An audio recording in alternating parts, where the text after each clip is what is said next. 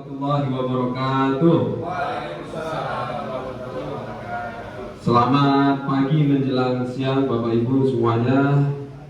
Yang kami hormati Kepala SMK Negeri 12 Samarinda, yang kami hormati seluruh tamu undangan, Bapak Ibu hebat semuanya. Selamat datang di seminar budaya positif oleh Ibu Nisrawati, CDP Angkatan 9 SMK Negeri 12 Samarinda. Izinkan saya untuk menyampaikan susunan acara pada kesempatan kali ini. Yang pertama adalah pembukaan, yang kedua sambutan dari Kepala SMK Negeri 12 Samarinda, yang ketiga adalah seminar budaya positif sekaligus sesi tanya jawab, dan yang terakhir penutup. Bapak Ibu semuanya, sebelum kita pembukaan, izinkan saya menyampaikan pantun. Boleh pakai cakap tadi ya. Belajar dengan guru matematika. Setelah itu pulang ke rumah. Sebelum acara dibuka, mari bersama ucapkan Bismillah. Bismillahirrahmanirrahim. Bapak Ibu yang kami hormati, selanjutnya tadi itu adalah sesi pembukaan sekaligus pantun. Saya guru matematika yang ada.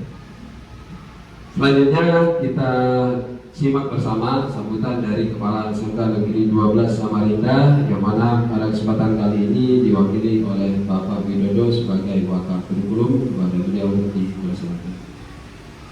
Bismillahirrahmanirrahim. Assalamualaikum warahmatullahi wabarakatuh. Waalaikumsalam. Bapak Ibu, alhamdulillah pada hari ini kita diberi kesehatan, nikmat umur, nikmat waktu, sehingga kita bisa bersama-sama memenuhi undangan rekan kita, Ibu Nisrawati SPD, dalam suatu agenda yang sangat bagus ya, Bapak Ibu, yang berupa kegiatan seminar yang merupakan bagian dari tugas Ibu Nisra selaku peserta CGP ya, pimpinan. Langkah-langkah saat ini insya Allah akan memberikan kesan yang baik buat kita, di mana temanya adalah melibatkan pemahaman dan penerapan budaya positif. Barangkali kita masih asing dengan istilah ini. Mudah-mudahan setelah disampaikan pemaparan dan materi dari Ibu Nisrawati, kita mendapatkan pencerahan dan bisa mengupgrade pemahaman kita, khususnya Bapak Ibu wali kelas bisa menerapkan langkah-langkah baik ini untuk memaksimalkan potensi kelas yang ada. Insya Allah dari kegiatan ini sangat bermanfaat. Kami dari selaku kepala sekolah, wakil kepala sekolah, Bapak Proses dan kegiatan di Hotel Ibis, Bapak Ibu, beliau ada kegiatan upskilling. Beliau berpesan bahwa teman-teman yang diundang diharapkan bisa mengikuti dengan baik. Silakan berinteraksi, bertanya sekiranya ada yang tidak dipahami, bisa mengambil banyak pelajaran dari Ibu Nisrawati yang barangkali dan pastikan sudah dapat materi ini sebelumnya dengan topiknya seperti kegiatan di CGP Angkatan 9. Ini adalah kita ikuti dengan baik, mudah-mudahan prosesnya berjalan dengan baik. Banyak tanya jika ada yang belum pas, mudah-mudahan setelah diberikan penyampaian ini Bapak Ibu bisa menerapkan di kelas masing-masing. Supaya apa? Supaya ada peningkatan kualitas pelaksanaan belajar di kelas. Sekali lagi selamat mengikuti kegiatan, mudah-mudahan semua berjalan dengan baik, sukses. Apa yang disampaikan Ibu Nisa dapat kemudahan dari Allah Ta'ala, kita yang mendengar pun mudah memahaminya, dan kita insya Allah bisa melangkahnya di lapangan. Sekali lagi selamat melaksanakan kegiatan seminar ini, mudah-mudahan tidak ada kendala, tidak ada halangan, dan kita semua selesai dari kita akan mendapatkan satu insight baru, insya Allah.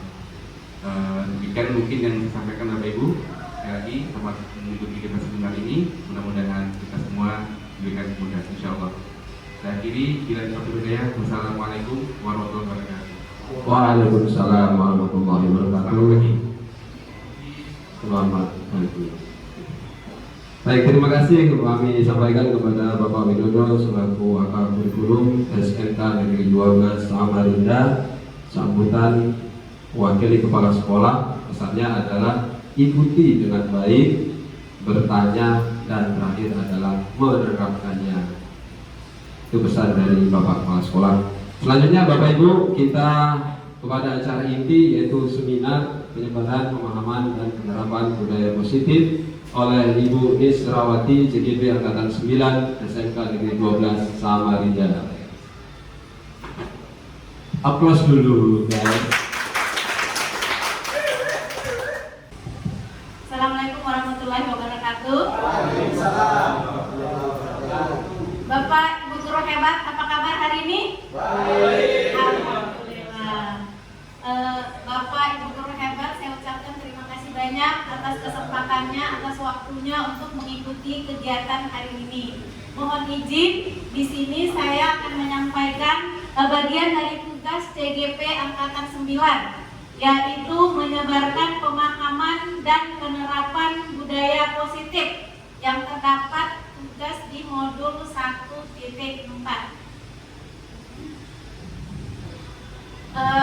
Sebelum kita mulai, kita boleh ice breaking dulu biar semuanya fokus, biar semuanya semangat. Ayo Bapak Ibu guru hebat, silakan berdiri. Nah, ice breaking kita hari ini cuma untuk mempersiapkan fokus. Jadi semuanya berdiri dan tangannya ke depan sambil telunjuknya lurus. Satu aja, tangan kanan aja ke depan. Oke, tangan kanan ke depan. Silakan tangannya naik, turun, ke kanan, ke kiri, muter, muternya nggak cepat lagi. Silakan semua telunjuknya berada di dagu. Iya, tepuk tangan untuk kita semuanya. Oke, silakan Bapak Ibu guru hebat, kita kembali ke topik yaitu menyebarkan pemahaman dan penerapan budaya positif. Mungkin selama ini kita masih asing dengan kata budaya positif, tapi kami yang sudah ikut CGP, terutama Bapak ujung sana yang sudah jadi guru penggerak, tidak asing lagi tentang budaya positif. Lanjut Bapak Ibu, dari tujuan seminar atau pembelajaran kita hari ini yaitu diharapkan memahami dan menerapkan yang pertama disiplin positif dan nilai-nilai kebajikan universal. Yang kedua teori motivasi, hukuman dan penghargaan restitusi. Yang ketiga keyakinan kelas. Yang keempat kebutuhan dasar manusia dan dunia yang berkualitas. Yang kelima restitusi 5 posisi kontrol. Yang keenam restitusi segitiga restitusi. Dimana ini semua yang termasuk ke dalam budaya positif yang kita harapkan. Lanjut Bapak Ibu, yang pertama yaitu disiplin positif. Apa sih disiplin positif itu? Yang selama ini kita sudah sering dengar, kita sudah sering terapkan, tapi sesuai nggak yang kita terapkan selama ini dengan disiplin positif yang sebenarnya? Nah di sini ada kata disiplin, yaitu apa yang terbayang di benak kita, apa yang terlintas di pikiran kita pada saat kita mendengar kata disiplin. Nah Bapak Ibu kelihatan tulisannya di depan? Yang dimaksud disiplin diri yaitu yang memiliki motivasi internal. Jadi yang dimaksud disiplin positif di sini yaitu di mana kita menimbulkan motivasi internal, motivasi intrinsik dalam diri murid kita tanpa adanya hukuman, tanpa adanya konsekuensi dan lain-lain. Terus lanjut dengan 3 motivasi. Yang pertama, untuk menghindari ketidaknyamanan atau hukuman. Terus yang kedua, untuk mendapatkan imbalan atau penghargaan. Yang ketiga, untuk menjadi orang yang mereka inginkan. Nah dari 3 ini Bapak Ibu merupakan semuanya motivasi. Tapi kita bisa lihat mana yang menjadi motivasi atau nilai intrinsik yang murid kita butuhkan. Yang pertama motivasi untuk menghindari ketidaknyamanan atau hukuman. Yang kedua motivasi mendapatkan imbalan. Yang ketiga untuk menjadi orang yang mereka inginkan. Lanjut Bapak Ibu, penghargaan menghukum. Jadi selama ini kalau ada kita terapkan di lapangan, murid kita dapat nilai tinggi, kita kasih apa? Terus anak kita dapat ranking 1, kita kasih hadiah apa? Nah Bapak Ibu, setelah kita belajar nanti budaya positif, kita paham ternyata penghargaan itu adalah sama dengan menghukum. Jadi penghargaan selama ini yang kita pakai untuk memotivasi anak kita itu kurang tepat. Di sini penghargaan menghukum. Mereka yang tidak mendapatkan penghargaan, misalnya dalam sistem ranking, mereka yang mendapatkan ranking kedua akan merasa paling dihukum. Terus lanjut, memberikan penghargaan dan hukuman adalah hal yang sama karena keduanya mencoba mengendalikan perilaku seseorang. Jadi kalau selama ini kita menerapkan di kelas memberikan penghargaan, setelah ini mungkin kita tidak menggunakan lagi tentang penghargaan tersebut karena penghargaan dan hukuman adalah hal yang sama. Terus lanjut tentang restitusi. Apa sih restitusi itu? Restitusi adalah proses menciptakan kondisi bagi murid untuk memperbaiki kesalahan mereka sehingga mereka bisa kembali pada kelompok mereka dengan karakter yang lebih kuat. Gosen 2004. Dan lanjut Bapak Ibu tentang restitusi, proses kolaboratif, terus membantu murid menjadi lebih memiliki tujuan. Nah, terus di dalam budaya positif ada yang disebut keyakinan kelas. Ini yang akan menjadi tugas kita semua sebagai wali kelas. Mengapa keyakinan kelas? Mengapa tidak peraturan kelas saja? Bapak Ibu yang jadi wali kelas semuanya sudah baca tentang peraturan kelas. Selama ini yang kita tempel di kelas ada peraturan kelas. Nah sekarang peraturan kelas itu, kata peraturan itu dihilangkan menjadi keyakinan. Kalau sekarang mengapa keyakinan kelas, mengapa tidak peraturan kelas? Bapak Ibu bisa lihat satu-satu. Mengapa kita memiliki peraturan tentang penggunaan helm pada saat mengendarai kendaraan roda 2? Jawabannya untuk keselamatan, karena itu kita yakinin, makanya kita menggunakan helm. Terus yang kedua, mengapa kita memiliki peraturan tentang menggunakan masker dan mencuci tangan? Karena itu untuk kesehatan atau keselamatan. Jadi Bapak Ibu, kalau kita meyakininya, insya Allah kita akan melakukannya. Kita tidak melakukannya bukan karena mengikuti peraturan, tapi kita melakukannya karena kita melakukan apa yang kita yakini. Sehingga dengan keyakinan kelas ini nanti diharapkan murid kita pun sama, mereka akan melakukan apa yang mereka sudah yakini. Nah, prosedur pembuatan keyakinan kelas, Bapak Ibu bisa perhatikan itu ada 7. 1, 2, 3, 4, 5, 6, 7. Ini yang benar. Dengan harapan setelah ini semua bisa menerapkan. Yang wali kelas semua bisa menerapkan, mungkin sambil dipantau oleh Wakakur. Jadi prosedur pembuatan keyakinan kelas, di mana dengan keyakinan kelas nanti akan diadopsi menjadi keyakinan sekolah kita, sehingga nanti yang terpampang di depan visi sekolah dengan keyakinan sekolah itu semuanya mengarah kepada pembentukan pelajar profil Pancasila. Di sini ada prosedur pembuatan keyakinan kelas. Jadi pada saat pembuatan keyakinan kelas, semua warga kelas itu dilibatkan. Jadi anak murid kita semua, mereka berpendapat, mereka berhak menyampaikan apa yang bisa mereka yakini, sehingga kelas itu menjadi aman, nyaman, dan tertib dalam pelaksanaan proses kegiatan belajar mengajar. Bapak Ibu ya, untuk mungkin nanti ada videonya dan prakteknya nanti kita bisa lihat sama-sama. Terus selanjutnya 5 kebutuhan dasar manusia. Bapak Ibu perlu diketahui kenapa anak kita berperilaku melenceng, kenapa anak kita melakukan kesalahan. Yang perlu kita tahu adalah mungkin ada dari 5 kebutuhan dasar mereka yang belum terpenuhi. Inilah penyebab utamanya. Dan sebagai seorang guru harusnya kita tahu kebutuhan mana yang tidak terpenuhi dari perilaku mereka yang melenceng dari keyakinan yang kita sudah sepakati. Nah Bapak Ibu, 5 kebutuhan dasar manusia ini yang pertama kebutuhan bertahan hidup. Ada yang tahu nggak kebutuhan bertahan hidup itu seperti apa? Makan, tempat tinggal, minum, dan dan lain-lain. Terus yang kedua, rasa kasih sayang dan rasa diterima. Itu seperti apa? Rasa kasih sayang dan rasa diterima, kebutuhan untuk diterima, diperhatikan. Jadi kalau ada anak kita yang kayak kucil, terus banyak gerak, Pak Heri, kemungkinan dia kurang akan kebutuhan ini. Terus yang ketiga, penguasaan, kebutuhan pengakuan atas kemampuan. Jadi Bapak Ibu jangan pernah bosan untuk memuji hal-hal positif yang anak kita lakukan.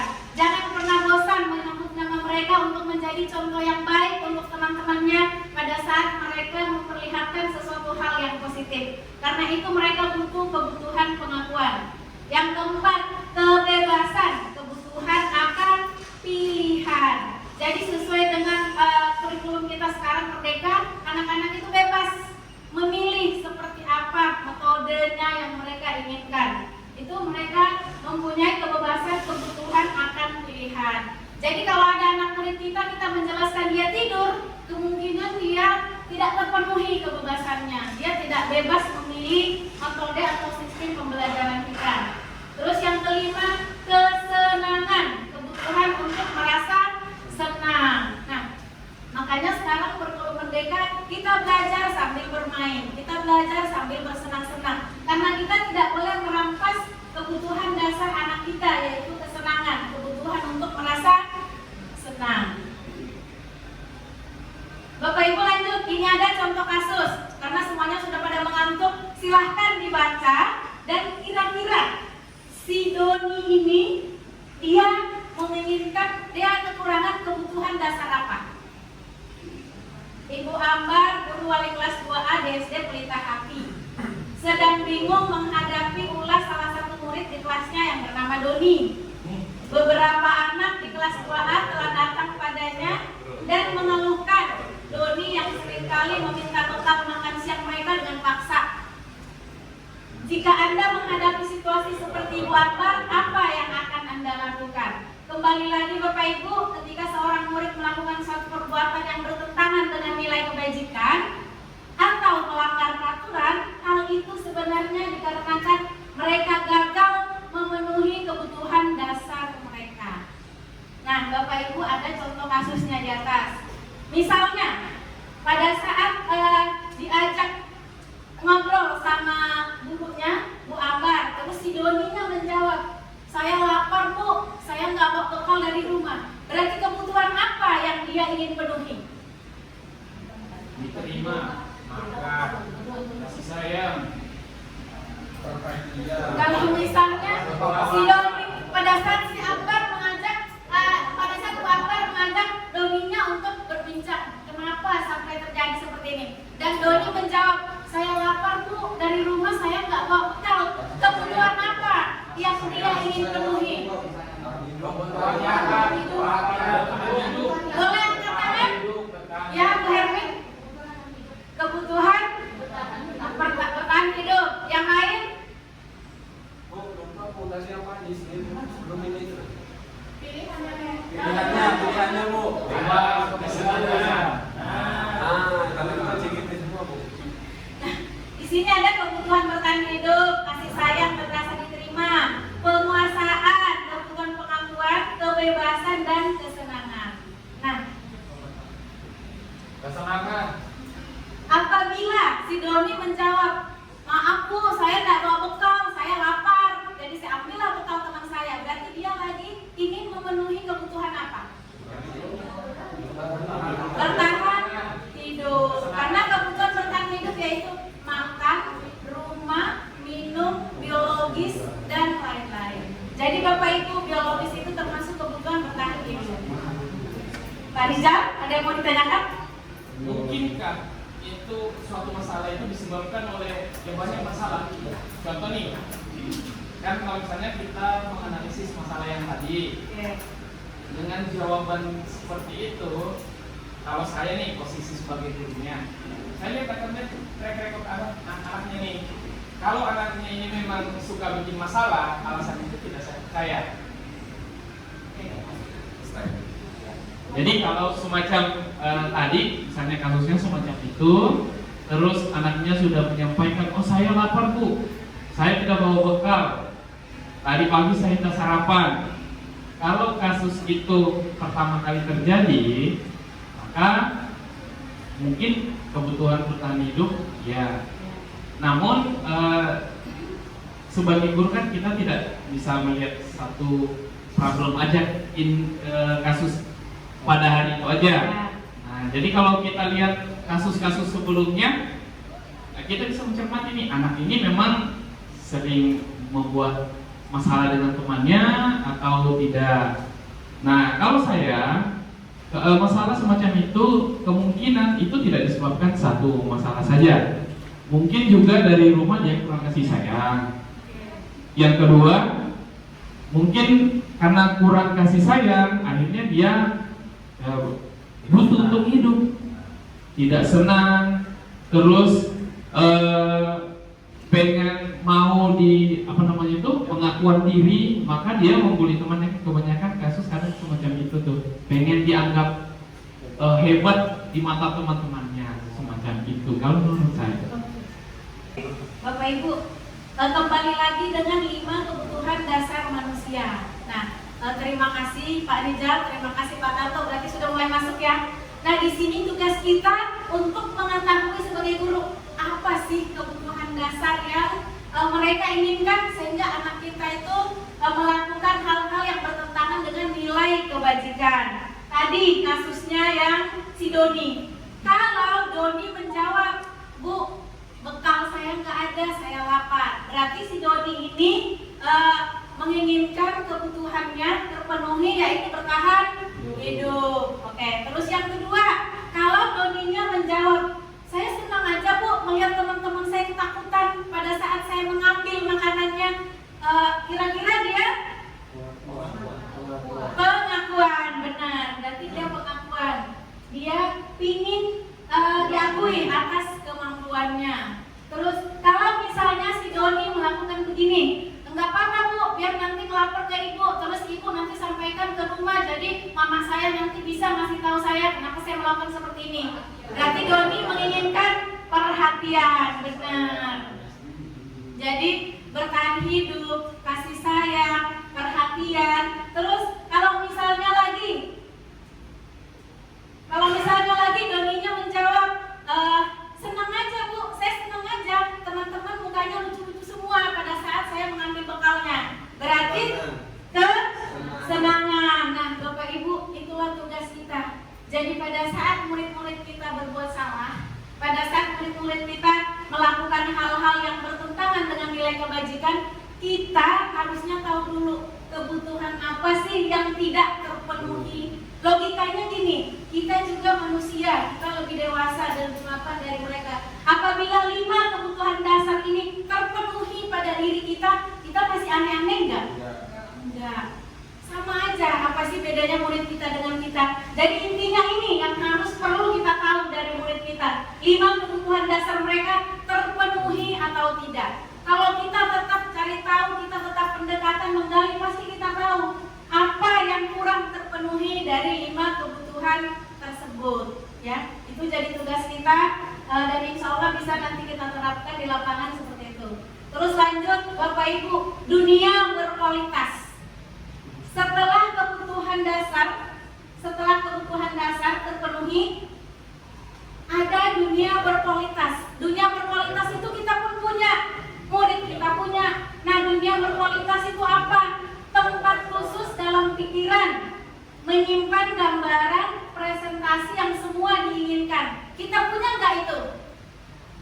Punya, kita juga punya dunia berkualitas. Apa sih yang kita inginkan? Apa sih yang ada di pikiran kita? Itu juga ada. Jadi murid kita pun sama, mereka mempunyai gambaran dunia berkualitas mereka.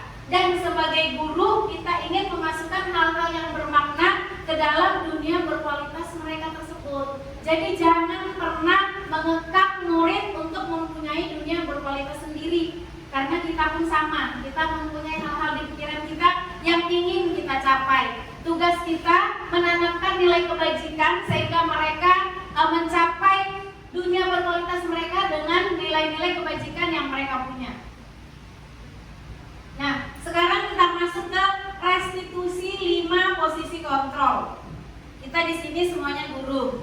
Kita semuanya pernah berhadapan dengan murid yang bermasalah. Sekarang ada 5 posisi kontrol: penghukum, pembuat orang merasa bersalah, teman, pemantau, manajer. Nah, Bapak Ibu guru, di posisi mana kita? Ada penghukum, ada pembuat orang merasa bersalah, ada teman, ada pemantau, dan ada manajer. Sebelum kita tahu kita di posisi apa, kita lihat dulu. Kelihatan nggak?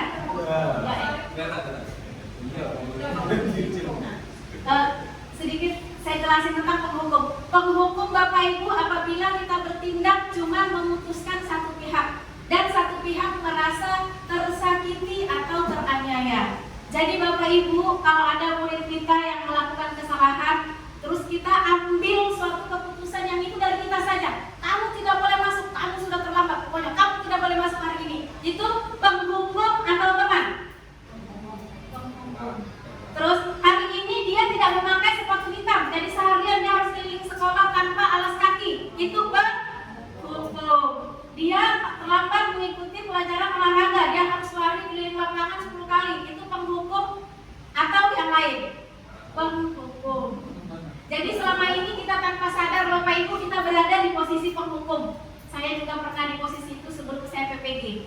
Tapi setelah saya PPG, saya berubah pindah ke posisi teman dan pemantau. Tapi semuanya ternyata masih kurang tepat. Karena yang paling tepat adalah posisi manajer. Manajer ini bukan selamanya sebagai kepala sekolah ya Bapak Ibu. Jadi diingat, pada saat kita memberi sanksi atau hukuman yang tidak kita sepakati kedua belah pihak, berarti itu kita di posisi penghukum. Pak Heri ya, Pak Heri. Jadi kita di posisi penghukum. Nah yang kedua Bapak Ibu, membuat orang merasa bersalah. Ini biasanya ibu-ibu nih yang di posisi ini. Pasti kata-katanya gini, kamu tidak kasihan ke sama ibu? Ibu sudah sering gini. Nah ini yang membuat orang merasa bersalah. Ini tidak bagus Bapak Ibu. Itu akan membuat anak-anak kita merasa bersalah. Dia akan down di sini. Jadi seorang guru biasanya perempuan yang banyak nih. Kamu tidak kasihan sama ibu. Ibu sudah capek-capek gini. Kamu tidak ngerjain tugas. Jadi itu posisi pembuat orang merasa bersalah. Sedangkan kalau di posisi teman, biasanya gini, karena kita akrab, posisi teman kita bilang, ayo dong demi ibu, ayolah demi ibu, gini, nanti kita gini. Ini juga sebenarnya ada hubungan emosional yang terjalin, tapi tidak tepat juga.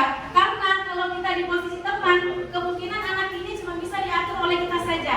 Sedangkan guru yang lain dia tidak terlalu seperti mengikuti arahan kita, ya. Terus lanjut pemantau. Bapak Ibu di sini kita banyak di sini yang kita nggak sadar. Pada saat anak murid kita berbuat salah, kita selalu bilang gini, konsekuensinya apa? Kan sudah tahu konsekuensinya. Kalau kamu terlambat, kamu tidak boleh ikut 15 menit. Kan sudah tahu konsekuensinya. Kalau kamu tidak masuk 24 kali apa, kamu nggak naik kelas. Ini salah Bapak Ibu.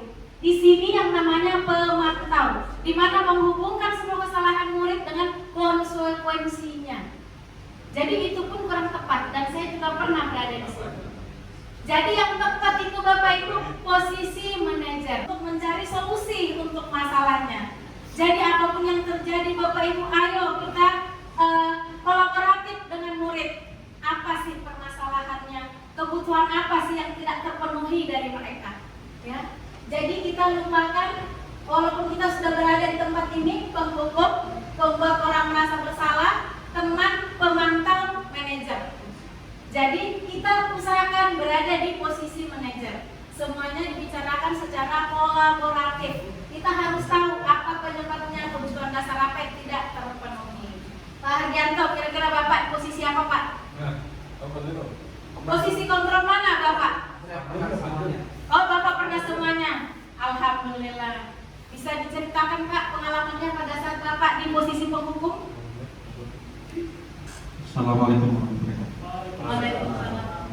Ya dulu waktu saya jadi posisi penghukum itu awal-awal mengajar ya, biasanya kalau siswa itu tidak sesuai dengan apa yang saya inginkan, misalnya terlambat, itu akan beri saya hukum. Biasanya pertama fisik, hukum fisik. Kemudian ketika hukum fisik itu tidak boleh berlaku lagi, biasanya saya rubah. Hukuman itu lebih cenderung berubah, bukan fisik lagi tapi hukuman seperti misalnya dia membawa sesuatu dari rumah atau seperti itu, atau makanan yang nanti di sekolah itu dibagikan teman-temannya seperti itu. Jadi itu masih di posisi penghukum. Itu waktu itu, cuma sekarang sudah kalau sudah lambat ya nggak hukum lagi karena sudah ada piket. Jadi siswa biasanya melakukan guru piket dulu untuk meminta surat peralatan, kemudian ketika masuk kelas ya suruh masuk untuk ikuti pelajaran. Karena nanti kalau saya dihukum lagi, siswa akan bakal terlambat lagi dengan pelajaran yang saya sampaikan. Terima kasih Pak Hardianto. Dari pengalaman Pak Hardianto kita tahu penghukum itu tidak akan merubah siswa menjadi perilaku yang lebih baik lagi. Kalau dia dihukum lagi, dia akan terlambat lagi dan tidak masuk pelajaran. Nah, untuk ini Bapak Ibu, untuk menentukan posisi kontrol kita bisa sampai ke manajer, langkah apa yang harus dilakukan? Kembali lagi ke mana ini? Keyakinan kelas. Jadi guru itu wajib membuat keyakinan kelas, karena keyakinan kelas ini disepakati dengan semua murid. Dari keyakinan kelas ini, apabila mereka melanggar, ada hal-hal yang mereka lakukan yang bertentangan dengan keyakinan kelas, diskusi saja kita. Kalau ada masalah, biasanya saya menggunakan membaca Al-Quran. Mau bisa atau tidak bisa mereka, kita tahu kehidupan sehari-hari mereka gimana. Jadi saya biasanya memberikan tambahan sekurang-kurangnya Al-Fatihah dulu sama Al-Ikhlas. Itu memberikan efek. Kalau dia terlambat lagi, Pak, kalau terlambat lagi Pak, saya naikkan lagi kamu bisa menjadi surah Tuhan. Itu memberikan efek sedikit banyak. Dia pada saat itu tidak terlambat lagi. Malah dia takut membaca Quran daripada dia terlambat. Kalau terlambat lagi saya suruh Al-Baqarah 2 lembar ke 3 lembar. Selain kita memberi hukuman itu, yang mendengar bacaan dia meskipun itu salah, itu sama-sama berpahala. Membaca berpahala, mendengarkan juga berpahala. Nah, dari sisi agama menambahkan adalah kita diwajibkan membaca Al-Quran dalam tiap hari, meskipun kategori satu huruf satu kebaikan, maka kita yang mendengar maupun yang membaca sama-sama berpahala dan itu tidak ada memberi hukuman. Itu dan efeknya saya terapkan hampir beberapa sekolah 2-3 kali dia ada perubahan.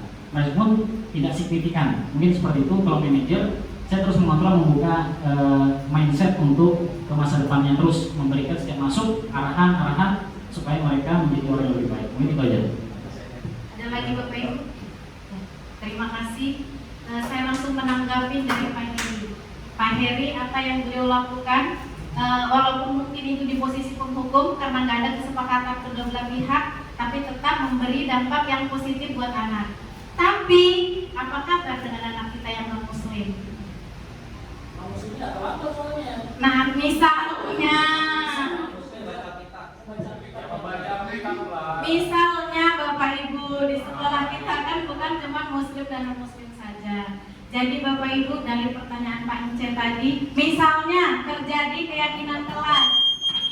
Nah Bapak Ibu, kalau kita sudah buat keyakinan kelas yang diawali dengan mendengarkan semua pendapat masukan dari murid kita, nanti di sini akan muncul dari pendapat murid kita masukkan menjadi kalimat positif, kita masukkan menjadi nilai kebajikan buat mereka, akhirnya ketemu dengan tugas guru, tugas murid. Di situ akan terlihat apa yang jadi tugas guru, apa yang jadi tugas murid untuk terus menjalankan, memantau, menerapkan keyakinan yang kita bikin. Dan satu lagi Bapak Ibu, catatan buat kita, mungkin saya juga baru mendapat ilmunya setelah ikut CGP, apapun yang kita lakukan jangan bikin anak jerah. Apapun yang kita lakukan jangan merupakan motivasi eksternal buat anak-anak bisa berubah. Misalnya tadi Pak Heri bagus, tapi anak-anak tidak terlambat karena takut membaca Al-Quran. Kalau besok dia sudah kerja di perusahaan, kalau tidak ada orang seperti Pak Heri, apa kira-kira dia masih bisa disiplin dan tidak terlambat? Yang kita inginkan itu mempersiapkan anak kita berkarakter yang baik, profil pelajar Pancasila, siap menyongsong persaingan hidup di zaman yang semakin edan. Jadi tugas kita cuma membuat perilaku mereka menjadi lebih baik, bukan membuat mereka langsung tak jadi baik, bukan membuat mereka jerah dengan apa yang dilakukan. Karena kita kita mempersiapkan anak bukan cuma sekedar jadi murid kita, tapi untuk kedepannya saja. Nah, terus yang Pak Rijal, karena Pak Rijal masih di posisi pemantau, di mana setiap ada kejadian ada konsekuensinya, setiap ada kejadian ada toleransinya. Itu karena Bapak masih di posisi pemantau. Jadi ibu-ibu kita sama-sama ke posisi manajer. Manajer ini kita cuma butuh kolaborasi dengan anak, kita butuh diskusi dengan anak. Kita tidak perlu menyalahkan anak, tidak. Kita membetulkan apa yang mereka lakukan. Kita cari tahu apa penyebabnya. Setelah itu kita temani mereka, kita dampingi mereka, kita arahkan mereka untuk menjadi perilaku yang lebih baik dari semua kesalahan yang mereka perbuat. Jadi kalau selama ini kita bikin kesepakatan kelas dengan konsekuensi ini, dengan seperti ini, berarti kita belum di posisi manajer. Karena posisi manajer itu sudah tidak ada konsekuensinya. Terus posisi manajer itu sudah nggak ada yang merasa tersakiti, nggak ada yang merasa dirugikan. Terus posisi manajer itu nggak ada yang memihak satu pihak, cuman guru A, guru B, dan lain-lain. Terus kalau Pak Ence bilang, apakah keyakinan kelas bisa dirubah? Bisa Pak Ence. Dengan keyakinan kelas kita 10 poin misalnya tahun ini, kita rubah dengan warga kelas yang berbeda. Nah, untuk menerapkan keyakinan kelas ini diterapkan, nanti ada tugas guru, ada tugas murid. Misalnya, kelas harus aktif. Tugas muridnya apa? Bertanya. Tugas gurunya apa? Menjawab pertanyaan murid. Nah, terus ada hadir 15 menit sebelum bel masuk. Nah, tugas muridnya di sini apa? Hadir 15 menit sebelum bel masuk. Tugas gurunya apa? Hadir sebelum 15 menit sebelum bel masuk. Jadi kita terapkan keyakinan kelas seperti ini. Jadi nggak ada yang merasa dirugikan. Masing-masing memberi pendapat apa sih yang buat mereka nyaman. Itulah yang menjadi keyakinan kelas buat kita. Dan Bapak Ibu kita pelan-pelan, insya Allah nanti kita sampai di posisi manajer. Tapi di sini dibutuhkan kolaboratif antara semua sekolah. Nah, jadi mungkin setelah ini kita sama-sama buat keyakinan kelas. Saya sudah ada videonya pembuatan keyakinan kelas. Setelah kita jalani, kita terapkan, saya yakin itu sangat menyenangkan. Bapak Ibu mungkin Pak Rijal, Pak Ence, Pak Heri yang baru kenal saya. Teman-teman yang sudah lama kenal saya. Seperti apa sih saya dulu? Seperti apa posisi penghukum yang saya anut? Dengar sepatu saya aja anak-anak kabur. Dengar suara saya aja mereka kabur. Saya bangga waktu itu, saya bangga di posisi penghukum. Di mana anak-anak takut lihat saya, anak-anak kabur dengar nama saya. Ternyata itu memalukan Bapak Ibu.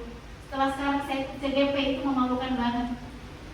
Dan pada saat PPD saya pindah ke posisi teman. Saya akrab dengan anak-anak. Tapi mereka itu cuma dengarkan saya.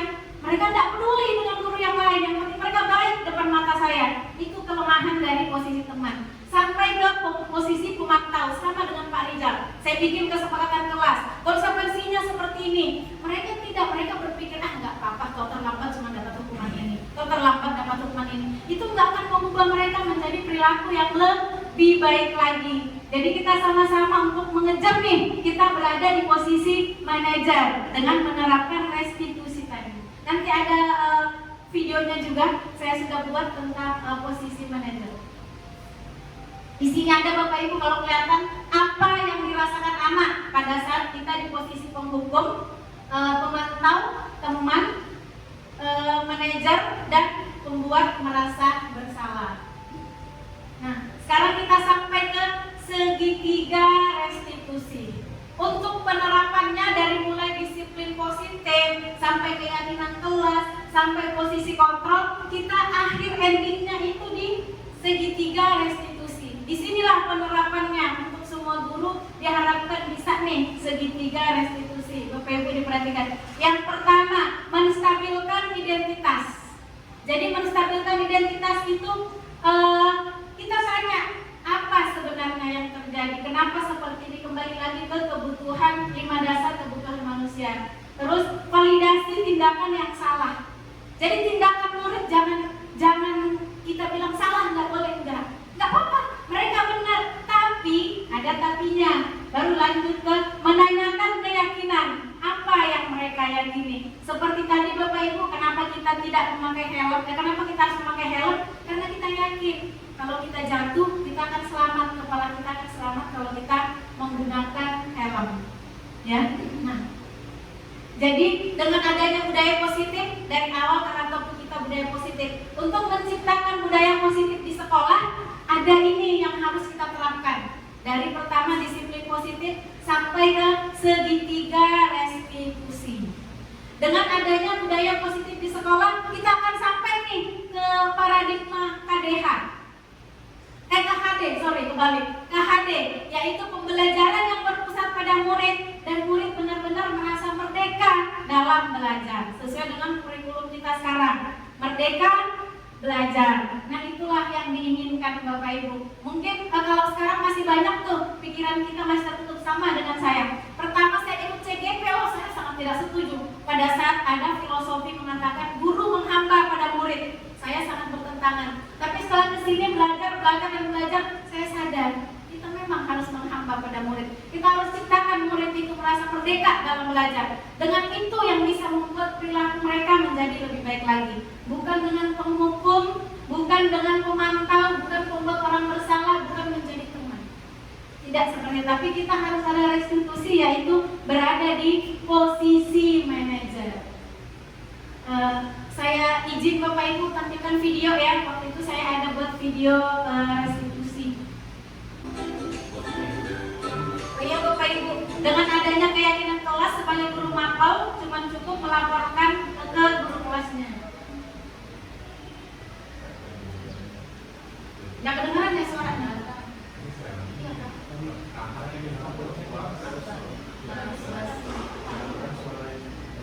Jadi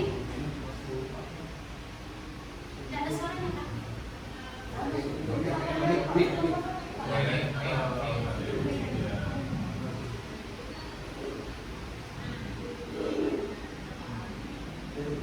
Yang ada hari ini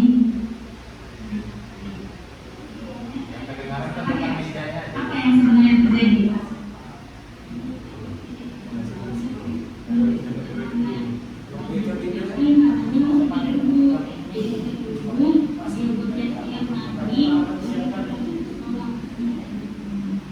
Ada yang boleh tambahkan?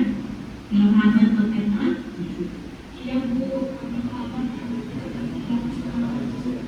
jadi kalian terlambat bertiga karena merasa sekatawan satu dengan yang lain, tidak mau meninggalkan yang mana sendirian.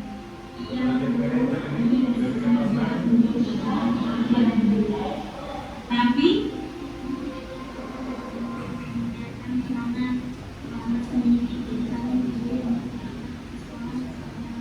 apa kalian tahu kalau kalian dalam masalah sekarang? Iya, Bu. Baiklah, di sini ibu tidak mencari siapa yang benar, siapa yang salah. Di sini ibu berusaha untuk mencari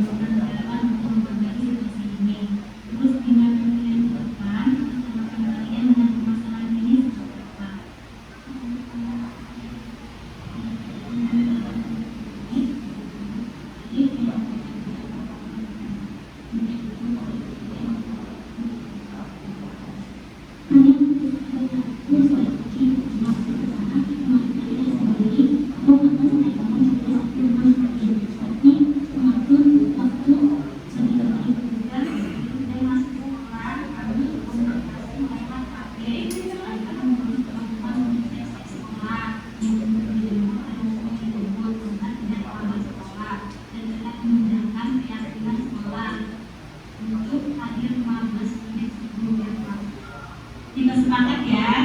Baik Bu.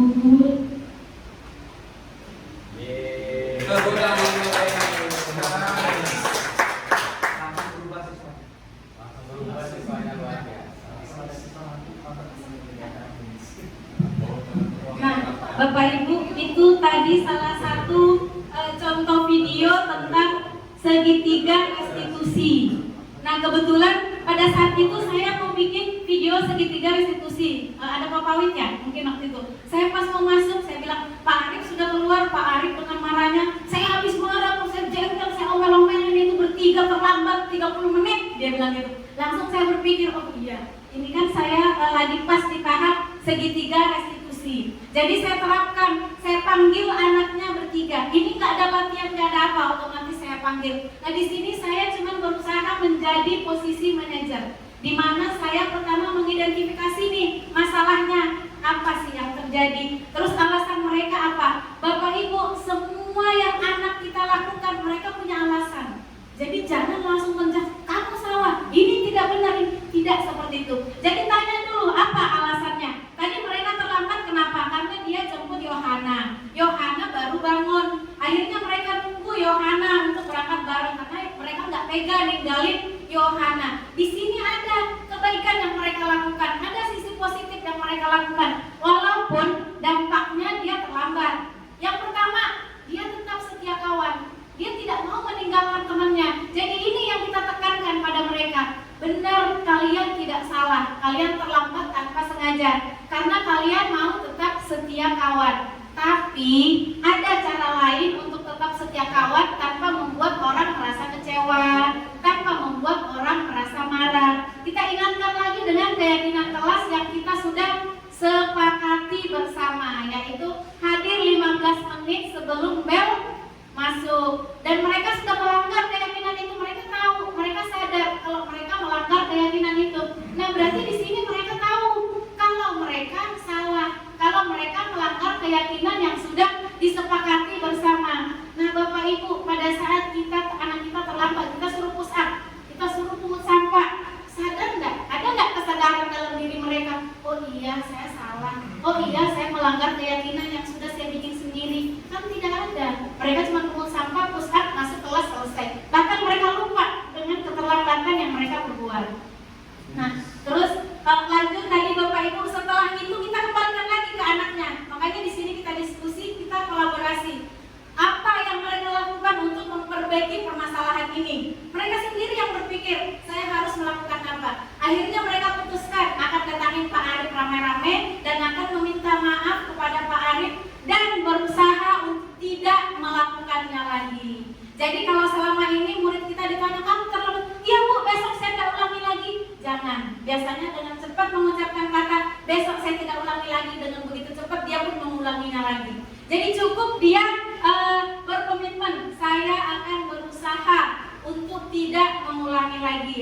Nah Bapak Ibu, dari kejadian ini tidak ada kata jerah, tidak ada apapun. Cuman satu kejadian ini memberi perilaku yang lebih baik kepada si anak, yaitu dengan mengakui kesalahannya dan meminta maaf kepada guru yang bersangkutan. Dibanding dengan Pak Arif yang teriak-teriak di dalam kelas, marah, mereka cuma diam, toh nggak ada tindakan untuk memperbaiki perilaku mereka.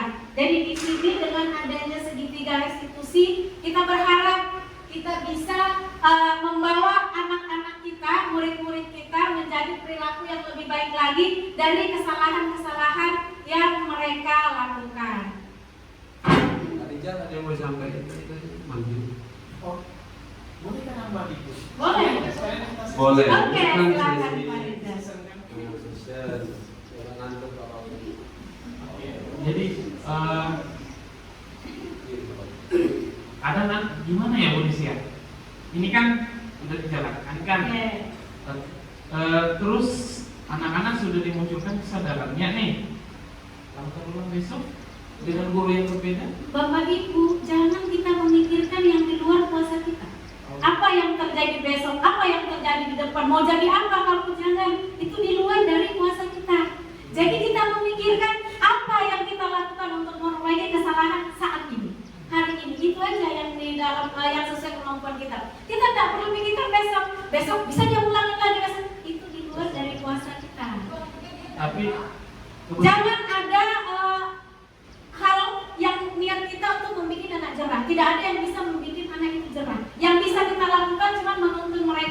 menjadi lebih baik, melakukan satu perilaku yang lebih baik dari setiap kesalahan yang mereka lakukan. Jadi jangan berpikir, besok nanti terlambat lagi kan cuma dikasih tahu begini, jangan. Itu di luar kuasa kita. Besok belum tentu dia hidup. Besok belum tentu kita ada. Jadi yang kita lakukan memperbaiki kesalahan yang dia lakukan hari ini agar ada perilaku yang lebih baik yang dia lakukan dari kesalahan tersebut. Oke, Rizal, ada lagi?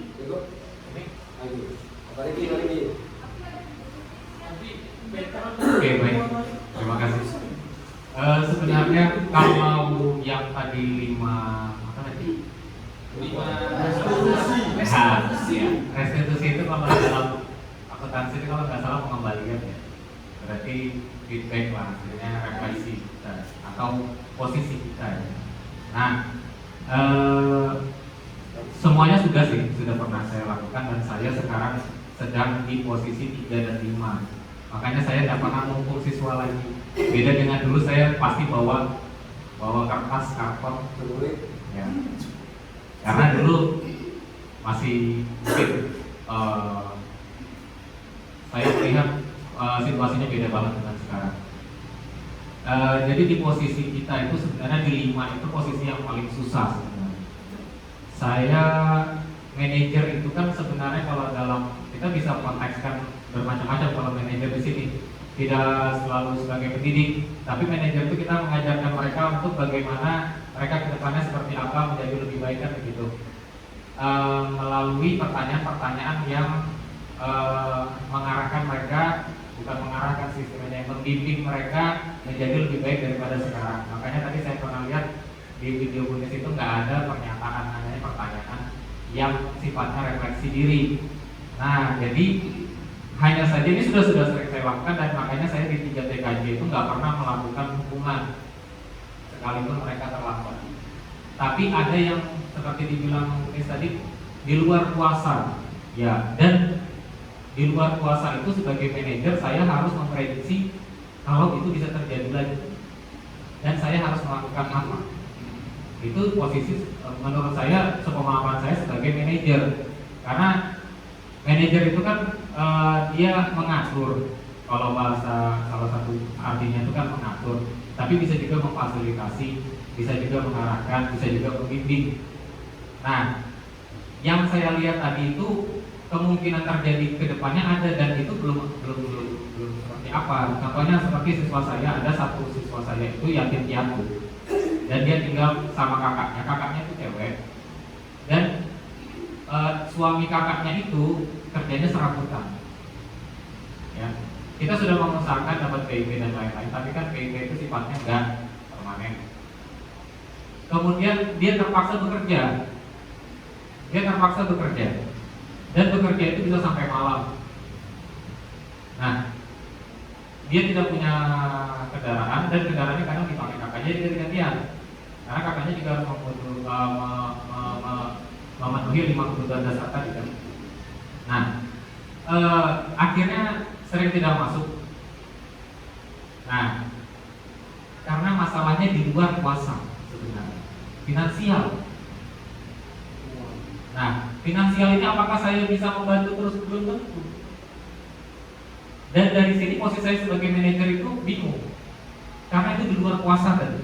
Jadi bahasa di luar kuasa itu sebenarnya kita bisa tidak mendahului Tuhan benar, tapi kita bisa memprediksi apakah akan terjadi lagi dan bagaimana sikap kita jika terjadi lagi, dan kemungkinan besar terjadi lagi. Namanya kemungkinan itu kan ada persentasenya, dan jika dia kemungkinan akan terjadi lagi, maka apa antisipasi kita sebagai manajer? Nah, di posisi ini, apakah saya harus bayar dia maksimal terus? Apakah saya melarang dia untuk kerja? Apakah saya harus memberikan? Tidak. Apakah harus jalan kaki? Pasti terlambat, karena rumahnya jauh. Nah, yang seperti ini sebenarnya yang di luar kuasa sebenarnya. Yang pertama, Bapak Ibu, perlu kita sadari bersama, kita yang ada di sini tadi dikatakan orang baik kan, ya, orang hebat. Ya, saya yakin Bapak Ibu yang ada di sini bisa menerapkan ini semua. Ya, kuncinya satu Bapak Ibu, istiqomah. Itu yang susah. Istiqomah itu bahasa Indonesianya apa? Konsisten. konsisten berkelanjutan.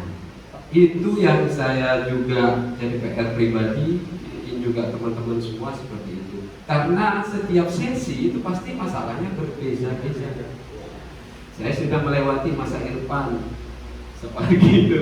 Nah, tahun ini ada lagi, tahun berikutnya ada lagi. Kalau kita mencari win-win solution dengan tidak ada permasalahan lagi, ya bukan di sekolah, karena tempat sekolah itu adalah untuk memulai kamu supaya lebih baik.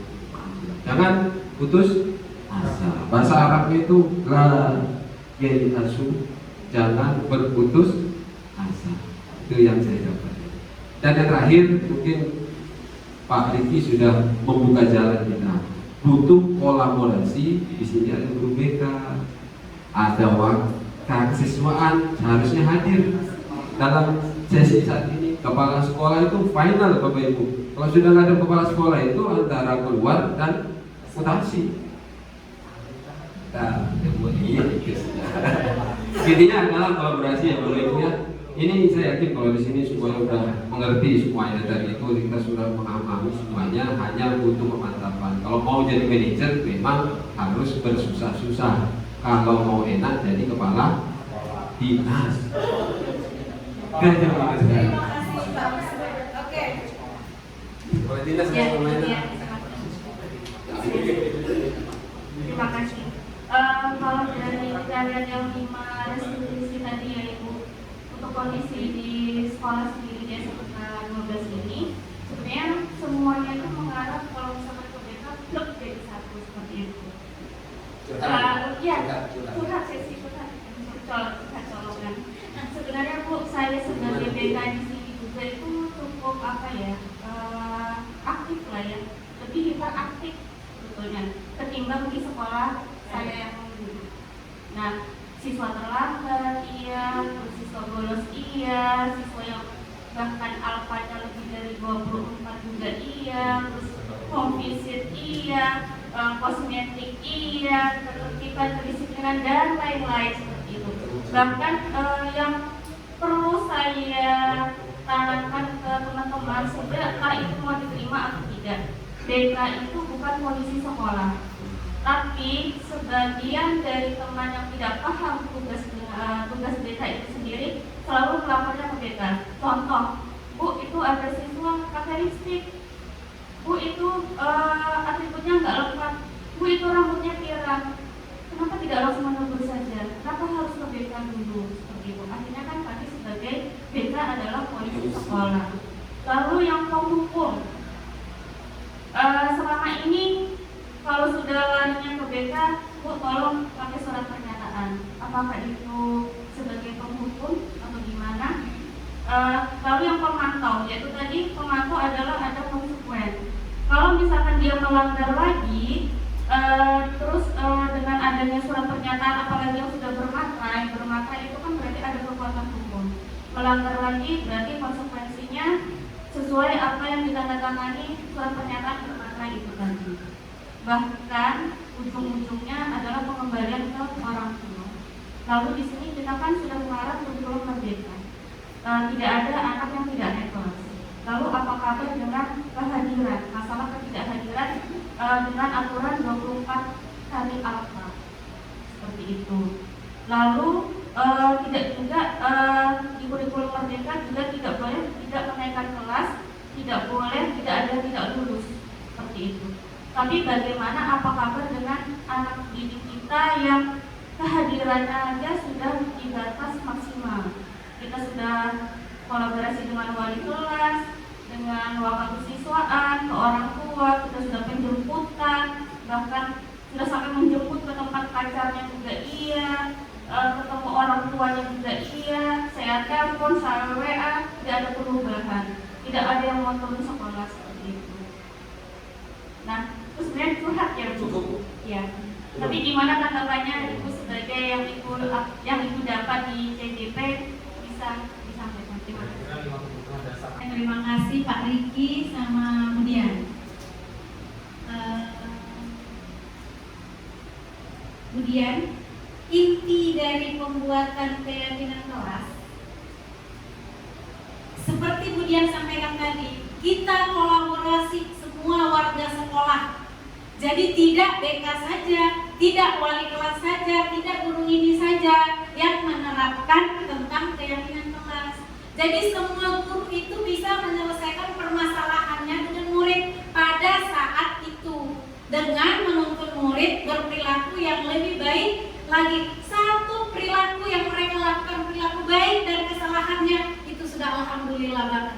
Nggak usah berpikir besok ulang lagi, lusa ulang lagi. Satu perilaku baik yang mereka lakukan dari satu kesalahannya itu sudah good untuk anak-anak kita. Itu tujuan kita sebenarnya. Jadi kembali lagi seperti Pak Musli sampaikan, istiqomah, konsisten, terus menerus. Itulah guru penggerak. Terus bergerak dan terus bergerak. Jadi jangan berpikir satu permasalahan ini mohon maaf Pak Riki, tapi kan kedepannya seperti apa Bunis? Kedepannya seperti apa Bunis? Kita kembali ke pemantauan tadi mana? Ini kembali.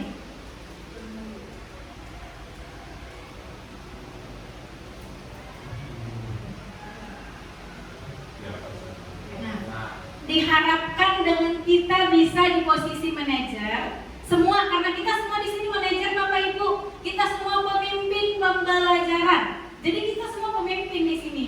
Kita menjadi pemimpin pembelajaran untuk proses pembelajaran murid kita. Nah, diharapkan dengan kita berada di posisi manajer, kita bisa kolaborasi dengan murid, kita bisa diskusi dengan murid, kita bisa menemukan kesepakatan dengan murid untuk melakukan perbuatan yang lebih baik, perilaku yang lebih baik dari satu kesalahan yang dia lakukan.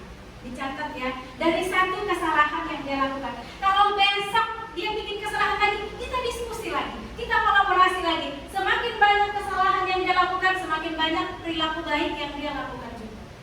Contohnya tadi, dengan terlambat Pak Arif, setelah itu dia melakukan perilaku baik apa? Dia datangin Pak Arif, dia minta maaf. Besok dia terlambat lagi dengan Pak Arif, nggak masalah. Intinya, satu kesalahan yang mereka lakukan, kita arahkan untuk melakukan satu perilaku yang lebih baik. Kita nggak bisa merubah anak didik kita nggak bisa membentuk mereka jadi apa. Kita cuma bisa berkolaborasi dengan mereka, mengarahkan mereka, mendampingi mereka, menuntun mereka untuk bisa berperilaku lebih baik lagi ke depannya. Nah, Bapak Ibu, dengan adanya budaya positif, dengan menciptakan budaya positif di lingkungan sekolah kita, semuanya harus terlibat sebenarnya. Kepala sekolah, komite, waka, guru dan murid, semua masuk terlibat untuk menciptakan budaya positif. Karena tanpa adanya budaya positif, impossible Merdeka Belajar itu akan jalan, nggak ada. Yang pertama kita lakukan adalah ciptakan budaya positif, di mana anak kita akan merasa aman, nyaman, tanpa tekanan dalam proses belajar. Jadi inti sebenarnya yaitu kita sama-sama ciptakan budaya positif, kita sama-sama belajar, mulai dari disiplin positif, membuat keyakinan kelas, mengetahui kebutuhan dasar anak kita, sampai kita di posisi yang paling baik menurut kita, menurut permasalahan kita, sehingga kita sampai ke segitiga restitusi. Kembali lagi konsisten. Kalau kita sudah mulai menerapkan segitiga restitusi, insya Allah kedepannya masalah apapun terbuka sendiri di pikiran. Seperti apa kita menghadapinya, seperti apa kita berhadapan dengan anak, dan itu menyenangkan. Bapak Ibu, saya sudah membuktikan sangat menyenangkan. Akhirnya sekarang tuh saya merasa sehari aja nggak ke sekolah, kayak aneh gitu lah. Jadi ada hal-hal yang memang membuat kita akan selalu ada di dekat anak-anak kita. Itu akan jadi hal yang menyenangkan menurut saya. Bahkan kalau tidak ada masalah yang terjadi itu aneh. Jadi kadang kita mengharapkan ada masalah sehingga kita bisa dekat dengan mereka, kita tahu mereka, kita bisa mengingatkan mereka kembali berperilaku lebih baik. Emang kita nggak pernah bikin salah, kita aja sudah tua masih bikin salah. Hari ini berbuat salah, nanti malam bertobat, besok berbuat salah lagi, malam bertobat lagi. Apa bedanya dengan anak kita?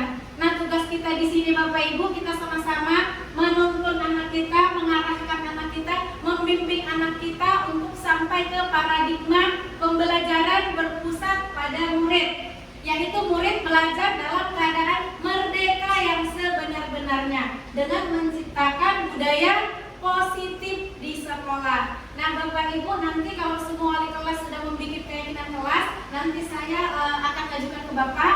Kita mungkin kumpul semuanya satu sekolah, dari adopsi keyakinan kelas itu yang akan menjadi keyakinan sekolah kita. Jadi nanti ada keyakinan sekolah kita yang kita adopsi dari keyakinan kelas yang sudah kita bikin bersama, yang sudah kita sepakati bersama juga. Setuju Bapak Ibu? Setuju. Terima kasih Bapak Ibu. Di sini kita sama-sama belajar. Saya cuma berusaha menyebarkan pemahaman dan penerapan budaya positif sesuai dengan ilmu yang saya dapat, yaitu di modul 14 kegiatan CGP Angkatan 9. Kurang lebihnya Bapak Ibu kita butuh kritik, butuh saran, butuh motivasi. Karena apapun yang kita lakukan tanpa kolaborasi itu nol besar. Butuh kolaborasi. Jadi kita di sini butuh kolaborasi, butuh bersama-sama untuk mewujudkan budaya positif untuk anak didik kita. Ya, terima kasih ya Bapak Ibu. Ada lagi? Sudah pas? Oke, sudah cukup. Kalau sudah cukup, izinkan saya menutupnya dengan pantun. Cakep. Mudah-mudahan masih ingat pantun.